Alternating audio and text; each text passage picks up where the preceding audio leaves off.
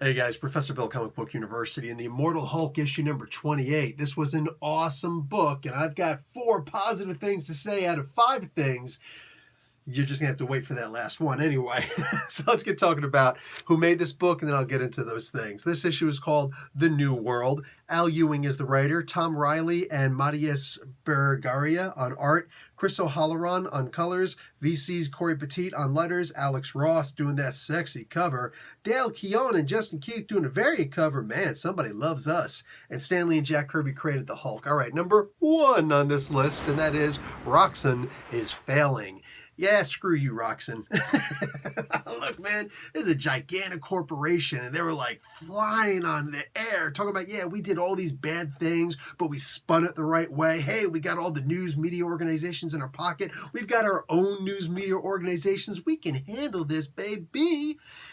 But for the past 6 days, stocks have been falling, and everybody knows that nobody cares about safety warnings or fines or lawsuits or blah, blah, blah, blah, blah, because they already take care of that stuff in their, their countermeasures for, when things go wrong. The only thing they can't make sure of is that stock prices stay high. Even when you're talking about doing stock buybacks, there's only but so much that you can do. If the stock prices dip, your company's not worth as much. So, there's that, and that's the only thing they care about, and it's hurting them, and it's a shame.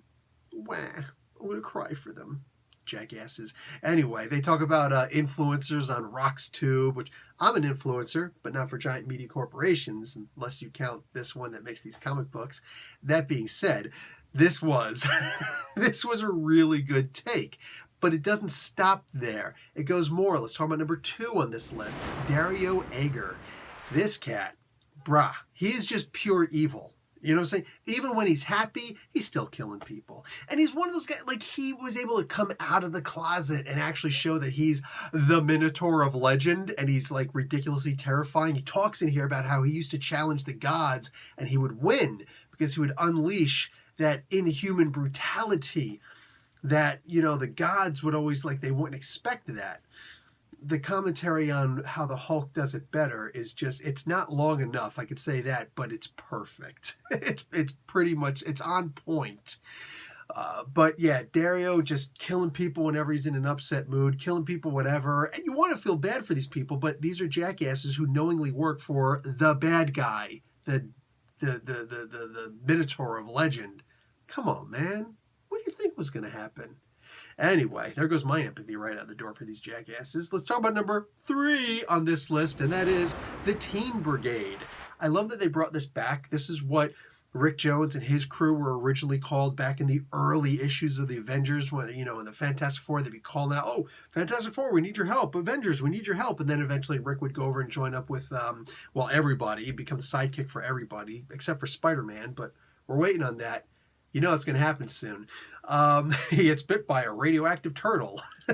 So this is not the actual Teen Brigade, but it's a callback to that by the name. It's just basically a bunch of kids getting together, and I'm sure that some people are going to recognize these people as Antifa, but you're the kind of crew that I don't actually want in my comic book channel, so screw you.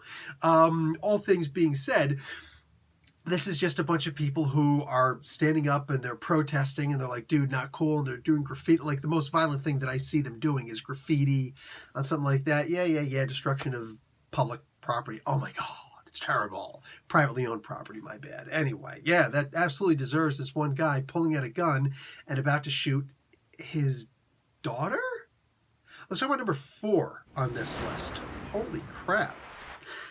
This is what giant corporations and cults of personality do to not just the American public. We just simply seem to be the main demographic. This experiment in modern democracy. No, I'm not joking at all. That's what it's called.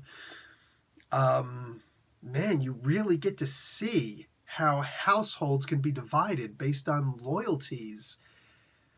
Oh, so here's this dude who, he puts bread on the table, he pays the rent, he keeps the lights on and the heat on and all that stuff by working for Roxxon. The problem is he drank the Kool-Aid. He really believes that these guys are the way. Like they're just, some cool Mandalorian TV show on on Disney Plus streaming. God, corporations are killing me. But wow, man, this guy, he actually saw betrayal in his daughter. And of course, you mix religion in with it. And all of a sudden, he's like, no, no, no, that's the devil in my child. And he was actually willing to shoot her because he recognized her. It's funny the way that the world works. Go check out Ed Brisson's Ghost Rider 2099, which came out last week. Very similar theme. Yeah, this is sad. Unfortunately, this really is true in families. You see this. This is known. Oh, man. Man. Anyway, guys, finally, let's finish this up. Wrap it up with number 5 on this list. Yeah, this is the bad one.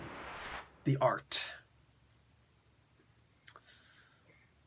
I just kind of want to leave it at the idea that a bunch of people are just listening to this like, did it pass out? We're getting to the good part. Anyway, yeah, let's just try and leave it as I miss Joe Bennett. I genuinely miss Joe Bennett on this. I know he's got other obligations. He's got to deal with, the family. God knows he's got to deal with the family.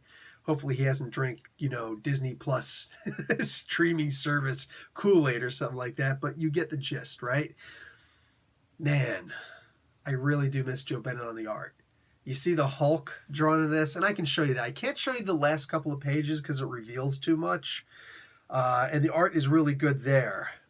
But they're going for a specific art style in the bulk of this book. And I mean, just like I was hoping it was going to end soon, and it didn't. This is more than halfway through the book. And it's like, brah, you're killing me with this, man. Like, this just... It doesn't necessarily look bad, but this doesn't look too great. And it's a shame, man. It's a shame. Every problem that I have with the book is not really with the story itself. Even over here, you open up these pages like, oh, yeah, look, I've got a double page spread with all the good stuff. And then look at this one. I can't even open this one. The staples, they're just jacked on this. They actually stapled my thing shut. Like, dude, this is an amazing book, but there's just certain aesthetics that are just killing me about it. And unfortunately, the art is one. Anyway, hopefully that changes because I do see the way that the art is at the end. If you've been looking at my On the Horizon videos where I tell you about the upcoming books that are coming out a couple of months in advance, and I go into detail about them, hey man, you know what I'm saying? You already know who the main bad guy is that they're advertising in the last page in here, the last page reveal. But if you don't, I'm not here about trying to spoil stuff for you. I just want to tell you enough to make you interested in the book, you know what I'm saying? Or warn you away from it if it's not a good one.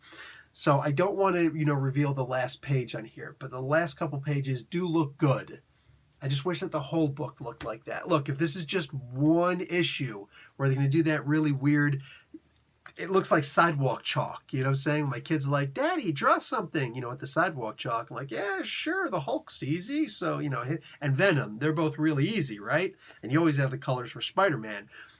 But that being said, I don't want to see my sidewalk chalk art in here. I want to see actual art, like the final couple of pages. I need more of that, less of this. Anyway, guys, I'm done. This was still a really gorgeous book. And if the art is only for this issue, we're going to do the art for this issue because it fit, and it kind of did. I can see how it would. Then I'm okay with it. I can just let this go. But if next issue, if issue number 29 has this art in it, yeah, we're going to have words. Anyway, guys, that's it for me. Professor Bill, Comic Book University. Class dismissed.